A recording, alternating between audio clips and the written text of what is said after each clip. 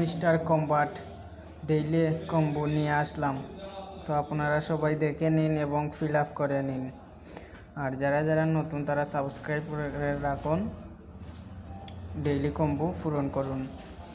2 July combo পূরণ করুন। তো সবাইকে ধন্যবাদ।